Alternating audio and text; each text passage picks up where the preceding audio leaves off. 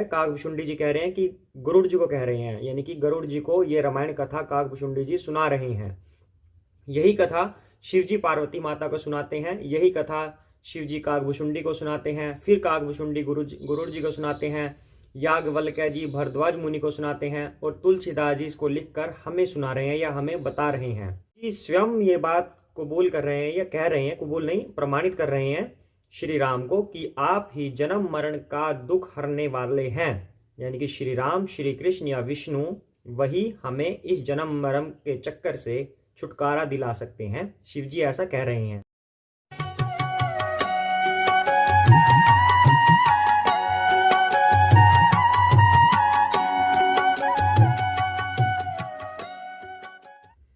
जय सिया राम।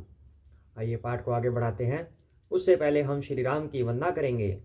जय सिया राम। भरत शत्रुघ्न लक्ष्मण जी की जय हो, तुलसीदास वाल्मीकि जी की जय हो, शिव पार्वती की जय हो, जय श्री गणेश हनुमान जी की जय हो। जय सिया राम, जय सिया राम, जय सिया राम, जय सिया राम, जय सिया राम, जय सिया राम, जय सिया राम, जय सिया राम, जय सिया राम, जय सिया राम, जय सिया राम, जय सिया राम, जय सिया राम, जय सिया राम, जय सिया राम, जय सिया राम।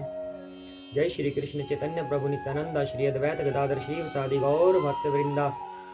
हरे कृष्ण कृष्ण कृष्ण हरे हरे, हरे राम राम राम हरे हरे। श्री रामचंद्र रघुपुंग राजवर राजेंद्र राम रघुनायक राघवेश राजाधिराज रघुनंदन रामचंद्र दासो मध्य भवता शरणागतो अस्मि। जय सिया राम। तो पाठ अभी तक कहाँ तक चल रहा है?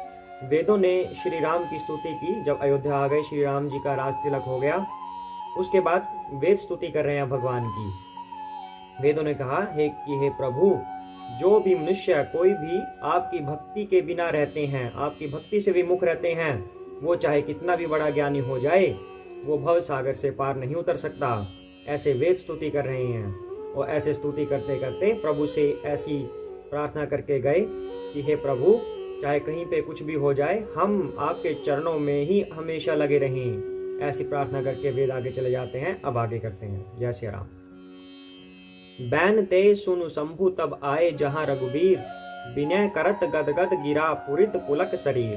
काकभुशुंडी जी कहते हैं, हे गरुड़ जी सुनिए। तब शिव जी वहां आए जहां रघुवीर थे और गदगद वाणी से स्तुति करने लगे। उनका शरीर पुलकावली से पूर्ण हो गया। अब यहाँ पे एक बात आती है, काकभुशुंडी जी कह रहे हैं कि गरुड़ जी को कह रहे हैं, यानी कि गरुड़ जी को ये रामायण कथा काकभुशुंडी जी सुना रहे हैं। यही कथा शिव जी पार्वती माता को सुनाते हैं, यही कथा शिव जी काकभुशुंडी को सुनाते हैं, फिर काकभुशुंडी गरुड़ जी को सुनाते हैं, याज्ञवल्क्य जी भरद्वाज मुनि को सुनाते हैं, और तुलसीदास जी इसको लिखकर हमें सुना रहे हैं या हमें बता रहे हैं। तो अब यहाँ पे एक बात ध्यान देने योग्य है कि शिव जी ये कथा सुना रहे हैं और काकभुशुंडी कह रहे हैं कि शिव जी वहां पर पहुंच भी गए जहां पर रघुवीर थे। यानी कि ये कथा कई बार कही गई। शिव जी ने ये कथा होने से पहले भी बोल दी। जब ये रामायण की पूरी कहानी बनी, श्री राम का अवतार हुआ, उससे पहले शिव जी ये कथा बोल चुके थे। उसके बाद जब ये कथा हो रही थी, मतलब ये कहानियां चल रही थी, तब भी शिव जी ये कथा बोल रहे थे। और साथ ही साथ शिव जी बोलते बोलते उसके बाद भी, ये कहानी होने के बाद भी शिव जी ने बोली।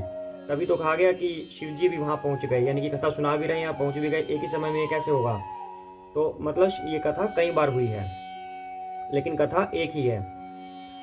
तो शिव जी जब वहां पर पहुंच गए तो उनका शरीर पुलकावली से पूर्ण हो गया और स्तुति करने के लगे श्री राम की। जय राम रमा रमनम समनम, भव ताप भयाकुल पाहि जनम, अवधेश सुरेश रमेश विभो, शरणागत मागत पाहि प्रभो। तो शिव जी अब कैसे भगवान की स्तुति कर रहे हैं? हे राम, हे रमा रमण लक्ष्मीकांत। यहाँ पर फिर से ये वर्णन हुआ है कि लक्ष्मीकांत श्री राम को बोला गया है। यानी कि लक्ष्मी माता और सीता माता एक ही हुई, पर विष्णु जी से अवतरित हुए हैं श्री राम और विष्णु जी श्री कृष्ण से निकले हैं। श्री कृष्ण का विस्तृत रूप विष्णु जी हैं। तो राधा माता से ही लक्ष्मी माता आई हैं और राधा माता से ही सीता माता हैं।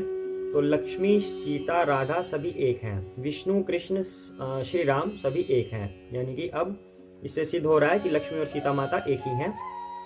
तो शिव जी कैसे प्रार्थना कर रहे हैं? हे रमा रमण, हे राम, हे लक्ष्मीकांत, हे जन्म मरण के संताप का नाश करने वाले, आपकी जय हो। आवागमन के भय से व्याकुल इस सेवक की रक्षा कीजिए। जन्म मरण के संताप का नाश करने वाले, ऐसे शिव जी बोल रहे हैं। यानी कि क्या इसका तात्पर्य निकला? शिव जी स्वयं ये बात कबूल कर रहे हैं या कह रहे हैं, कबूल नहीं प्रमाणित कर रहे हैं श्री राम को कि आप ही जन्म मरण का दुख हरने वाले हैं।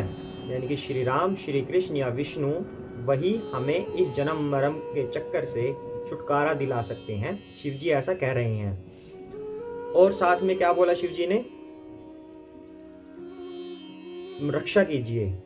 शिव जी कह रहे हैं कि मेरी रक्षा कीजिए। अब शिव जी को किससे भय है? शिव जी को किसी से भय नहीं है। शिव जी स्वयं भय का नाश करने वाले हैं, लेकिन वो कह रहे हैं कि रक्षा कीजिए। रक्षा करने का मतलब होता है कि मैं आपकी शरण में आया हूँ, कृपया मुझे कृतार्थ कीजिए, अपना आशीर्वाद प्रदान कीजिए। रक्षा का मतलब यही है। यहाँ पर भरत जी भी ऐसा बोलते हैं श्री राम को, रक्षा कीजिए, यानी कि वो उनकी शरण में आए हैं। हे अवधपति, हे देवताओं के स्वामी, हे रमापति, हे विभो, मैं शरणागत आपसे यही मांगता हूँ कि हे प्रभो मेरी रक्षा कीजिए। शिव जी श्री राम से ऐसा कह रहे हैं। 10 शीस विनाशन 20 भुजा, कृत दूरी महामही भूरी दुरुजा, रज नीचर वृंद पतंग रहे, सर पावक तेज प्रचंड दहे। हे 10 सिर और 20 भुजाओं वाले रावण का विनाश करने वाले, आपने पृथ्वी के सब महान रोगों कष्टों को दूर किया। हे श्री राम जी, राक्षस समूह रूपी जो पतंगे थे वे सब आपके बाण रूपी अग्नि के प्रचंड तेज से भस्म हो गए।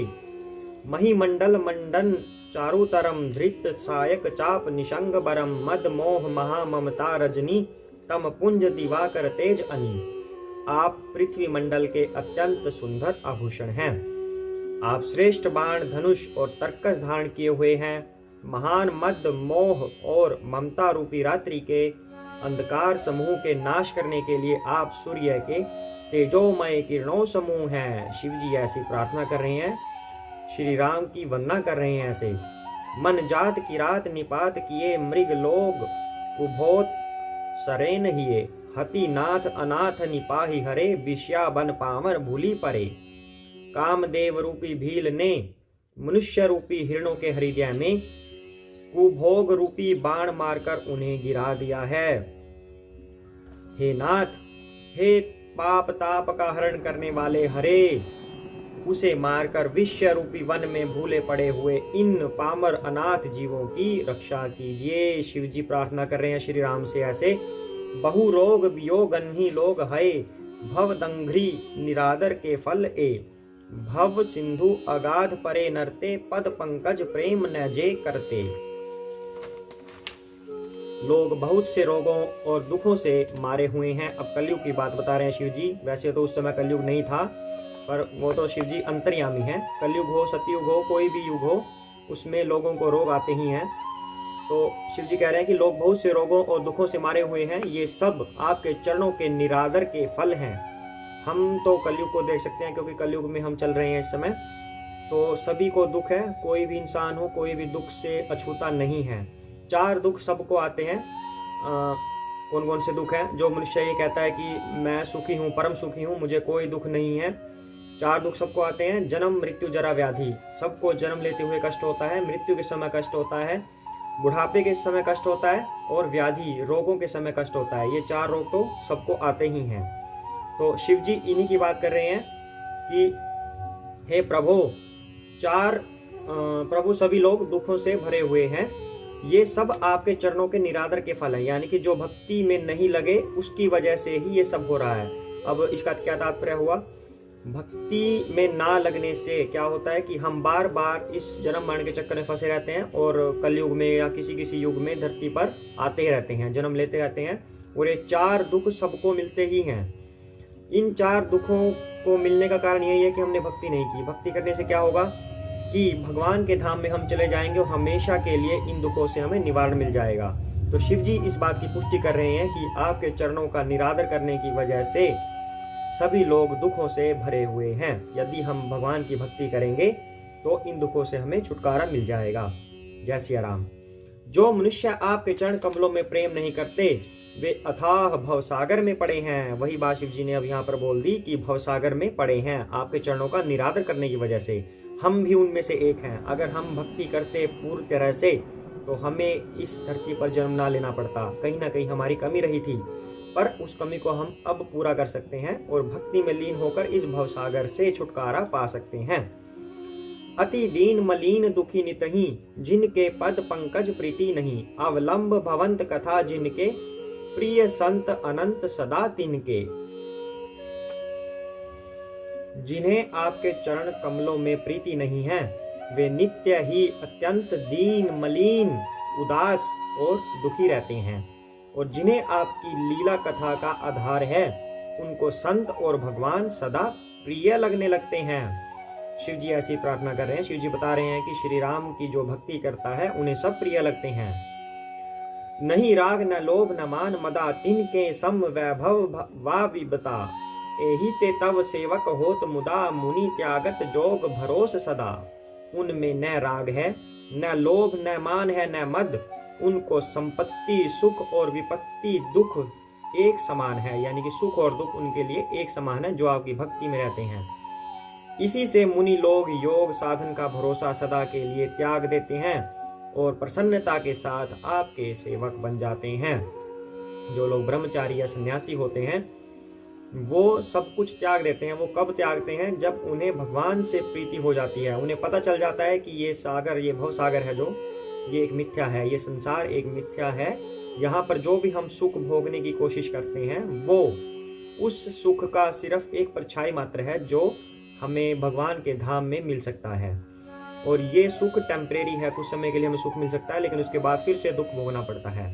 तो उन्हें भगवान से पूर्ण प्रीति लग जाती है और वो इस संसार को छोड़कर, मतलब पूरा भी नहीं छोड़ते, जीवित तो इस संसार में ही रहते हैं, पर इस संसार के जो समाज की मर्यादाएं सिस्टम होता है उससे थोड़ा दूर अलग हो जाते हैं और भगवान की प्रीति में लग जाते हैं।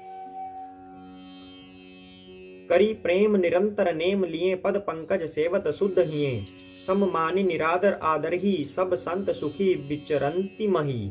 वे प्रेम पूर्वक नियम लेकर निरंतर शुद्ध हृदय से आपके चरण कमलों की सेवा करते रहते हैं और निरादर और आदर को समान मानकर वे सब संत सुखी होकर पृथ्वी पर विचरते हैं।